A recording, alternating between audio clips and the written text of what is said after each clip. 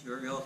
Today I'm joined with head instructor here, owner of Boudreau, Vancouver, BJJ and kickboxing, Scott Boudreau. You guys have seen Scott before in one of my videos. It's been a while since he's actually gotten a chance to do one of these with me, so I wanted to get some of his viewpoints on this video. So this one deals with responsibilities that you have as an instructor. Myself and Scott were talking about this a few days ago, and just presenting ideas to each other about what these responsibilities are. So I'm just going to go over a couple of them, and I want Scott to give his insight.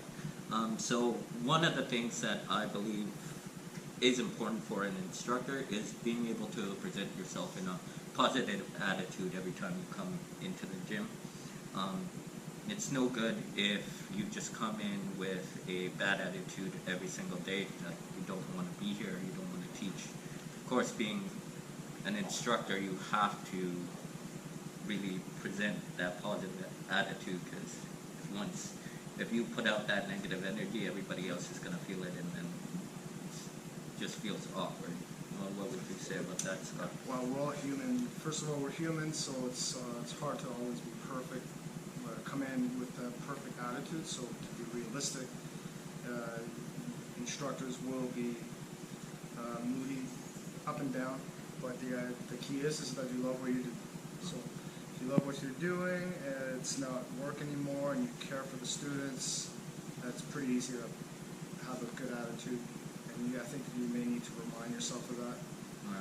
An instructor should, if they come in and they're not fully in a positive attitude, they need to recognize that it's important to be positive and to tell themselves, okay, somehow, how can you turn that into positive energy?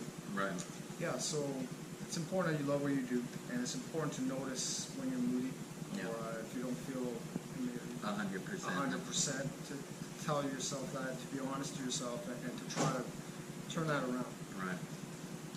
Another thing, of course, I think that's number one for instructor as well, is not disparaging others or students for their lack of ability.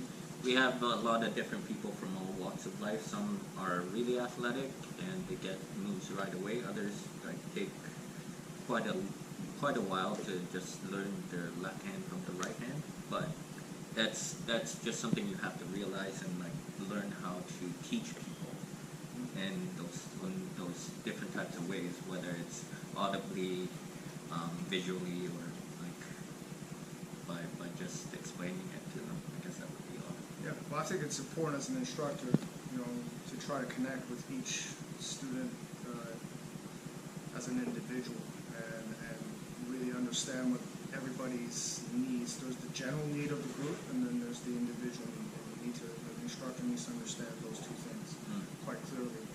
And that's right, like Uriel says, it's important to realize that not everyone's going to be able to do the same things, and you can't rush people. And Their progress. The progress it should be individual. It shouldn't be pushed. Not in this sport, anyways, in my opinion. This jiu-jitsu is a self-paced type of sport. You can't rush it. No. Some people will catch on a lot easier. Some people won't, and the instructor needs to accept that and just keep encouraging the student to stay disciplined. All right. That also goes back to one of the other things that I read down on there. Motivate everybody that comes into the gym to train, and encourage people to find their own way. I think that goes back into just helping them realize what sort of ability they have, and how that works into their progression in BJJ and this sport. Another one. So here at Boudreau, we have a question and answer session before the classes sometimes, where we just sit down as a big group and we end up just taking questions from one of the students concerning a move or position they're having trouble with. And really being able to answer the students' questions, but not only able to answer, but engage whatever knowledge that they have as well. Because giving them the straight answer doesn't always help. you have to sort of present the roadmap towards the answer so that they can figure it out some of the times. So I think that's very important, at least to engage the knowledge. And myself, at least when because I'm a purple belt, I do not know as much of the intricacies that Scott might know. So if I'm teaching a class and then there's someone at the same belt level who does the move that's being asked better than I do, then I shoot the question off to them because they have more experience either in that part or just they've done it for a lot longer. I think it's about being humble. Yeah. So an instructor shouldn't always think that they're the smartest person in the group, especially on all topics. So yeah. to pass on knowledge from someone else to help them is definitely the right move to do. Yeah. It took me actually a while to get comfortable saying that I might not know what they're asking, but it's definitely a lot about recognizing what your own skill level is and being humble about your knowledge as well. Of course, that goes into another thing, which is teach humility and self-respect and spout compassion and tolerance, which I think I wrote them down as two different things, but I believe it goes together towards each other. What would you say on that point, Scott?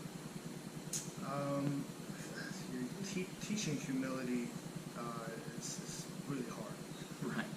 You almost gotta follow or lead by example.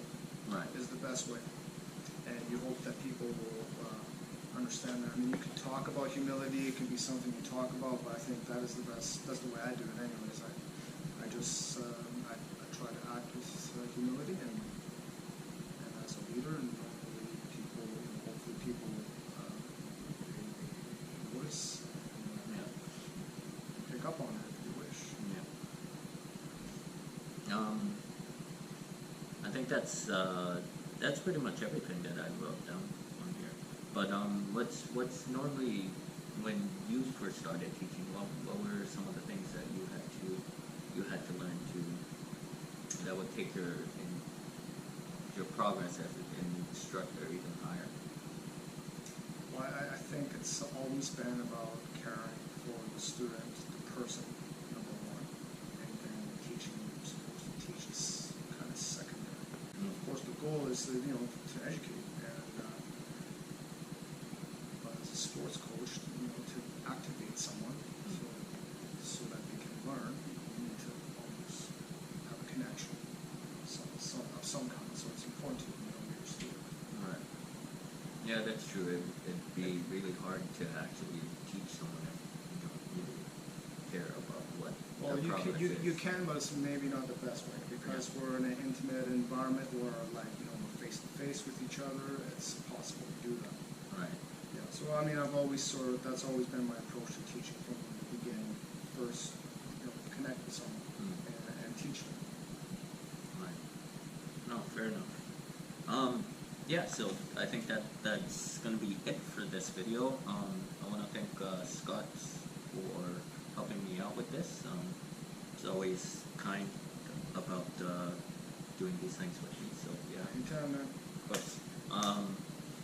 Also, thank you for making it to the end of this video. If you enjoyed this video, please hit the like button at the bottom. If you are not subscribed, please subscribe so you'll be notified whenever I put out more videos. Much like these ones, I do a lot of different ones, discussion, technique based, and also a little bit of my own training and my competitions. So if you are interested in watching those, please subscribe to my channel. Also hit the little notification bell on the side so you know when these videos will come out right away. So yeah, so you can enjoy them.